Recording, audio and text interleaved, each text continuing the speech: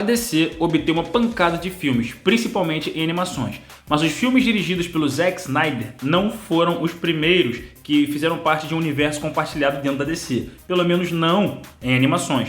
Mas hoje eu quero trazer um top 5 filmes da DC no período anterior ao DCEU de Zack Snyder. Eu sou Mustafa e bem-vindos ao canal NK Black!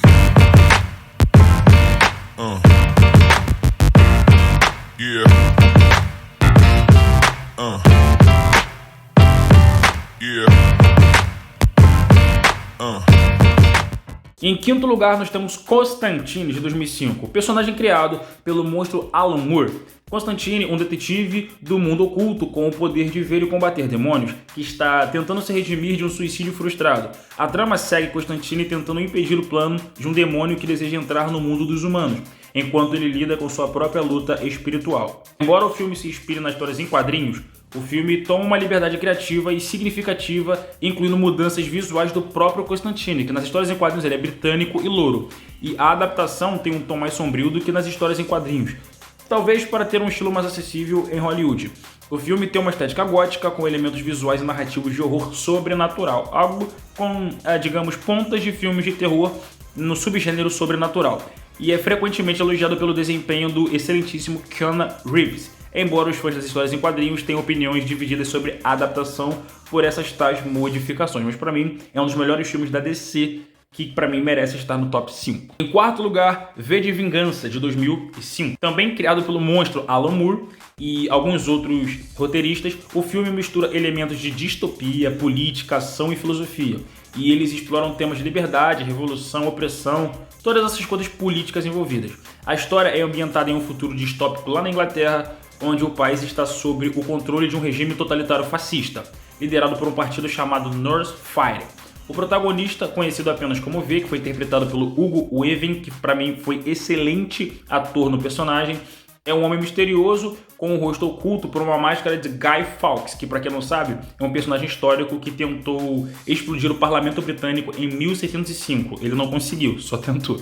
E o filme segue essa jornada do V, tentando derrubar o regime opressor que governa a Inglaterra, e inclusive assassinando figuras importantes do governo e provocando caos para incitar uma revolução do povo contra o Estado. O filme apresenta temas como liberdade, opressão, anarquismo e revolução, e também manipulação midiática, em que esse governo fascista totalitário fazia com que as pessoas acreditassem naquilo que eles pregavam através da mídia.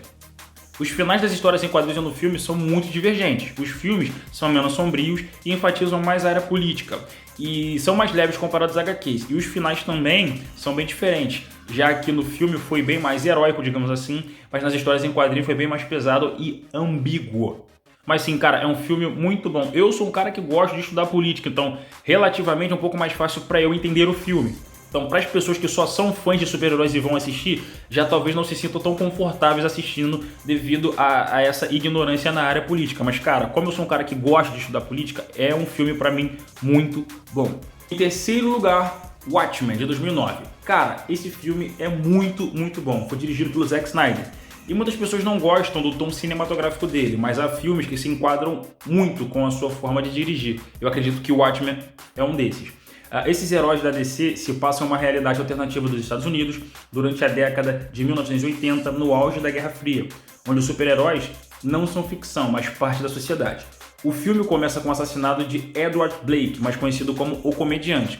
É um ex, entre aspas, herói aposentado que no universo de Watchmen lutava contra o crime, mas também tomava ações muito controversas e violentas, inclusive, se me permitem falar, até estupro.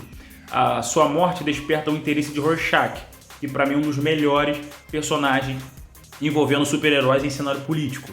E ele é um vigilante mascarado que investiga a morte do comediante e acredita que alguém está tentando eliminar os antigos heróis para proteger um segredo muito grande.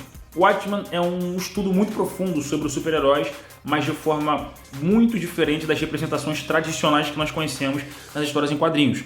Ao contrário dos super-heróis convencionais, como Homem-Aranha, Lanterna Verde, Batman, que são quase sempre apresentados como figuras absolutamente boas, moralmente falando, os personagens de Watchmen são muito complexos, falhos e muitas vezes com atitudes moralmente questionáveis.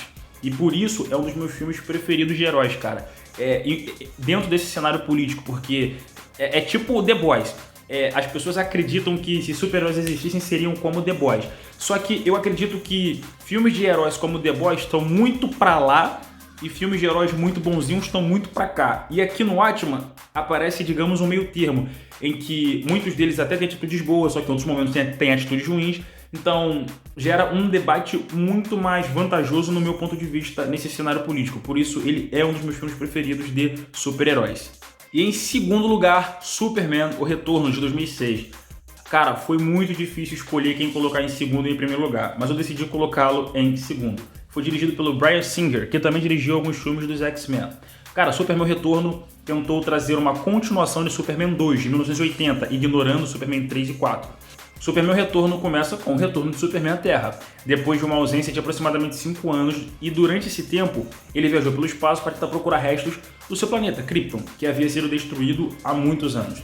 Ao retornar, ele descobre que a Terra seguiu em frente sem ele e que o mundo não é mais o mesmo, e as pessoas estão acostumadas a viver sem um Homem de Aço, e ele encontra um mundo que, em certo sentido, já não precisa tanto dele. Enquanto isso, a Lois Lane, ela se tornou uma jornalista premiada e agora está noiva de Richard White, que é sobrinho do chefe dele, White.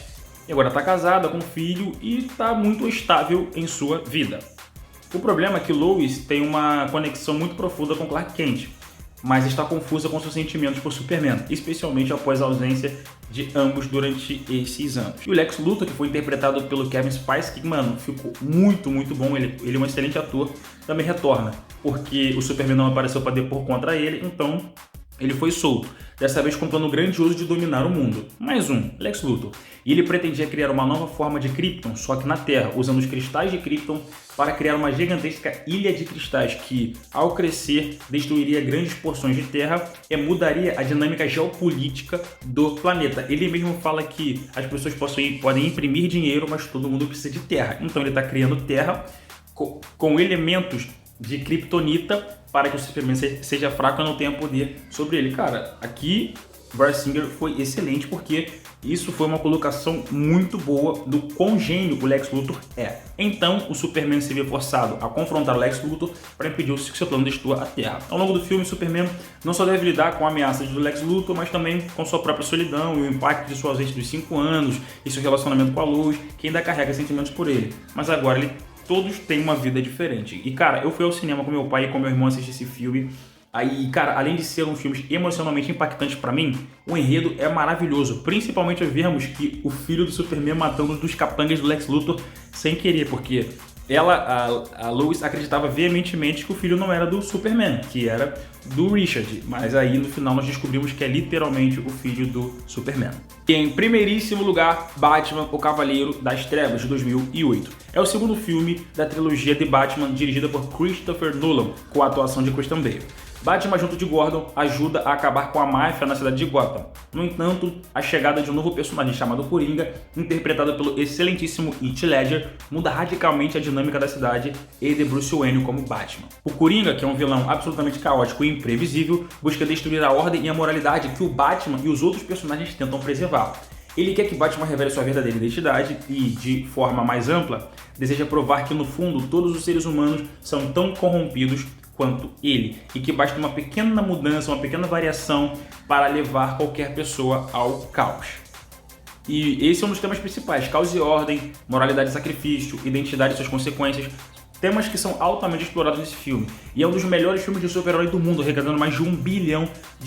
Contudo, V de Vingança e Watchmen se equiparam ao Batman nas questões políticas e filosóficas. Então por que eu coloco esse filme em primeiro lugar? Não é só pela questão de ele ter arrecadado $1 bilhão, e é porque eu creio que, além das atuações dos personagens se enquadrarem perfeitamente aos seus arquétipos, seja o fato do Batman conseguir não atravessar aquela linha tênue que ele sabe que não pode voltar, mas tipo assim, dele conseguir manter a ordem moral e ética de forma subjetiva, ou seja, interna, mesmo que os outros à sua volta já tenham sucumbido ao caos. Porque essa questão é uma questão subjetiva. Tanto que na cena que o Coringa coloca os 2 barcos para se explodirem, o Batman diz pra ele: é porque você acha que todo mundo é podre como você, mas só você é podre. Isso aqui é muito importante porque, basicamente, o Coringa, coisa que muitas pessoas no geral fazem, as pessoas projetam a si mesmo em outras pessoas. E era basicamente o que o Coringa estava fazendo. Ele via que muitas pessoas passavam pela mesma coisa que ele e, Por causa dessas situações, seria muito fácil puxar o gatilho para que todos se tornem como ele. Só que quando nós falamos de questões morais, moralidade, é algo subjetivo, é algo interno, então nem todas as pessoas são iguais. Então, cara, pra mim, esse filme mereceu estar nesse top 5 em primeiro lugar. Então é isso, rapaziada, esse foi o vídeo de hoje. Não esqueçam de se inscrever e dar like no canal. E por favor, comentem, me digam o que vocês acham. O que vocês acham desse top 5 filmes pré-DCEU do Zack Snyder? Comenta aqui embaixo que eu quero saber a tua opinião, valeu? Então é isso, rapaziada, esse é o canal NK Black. Tamo junto!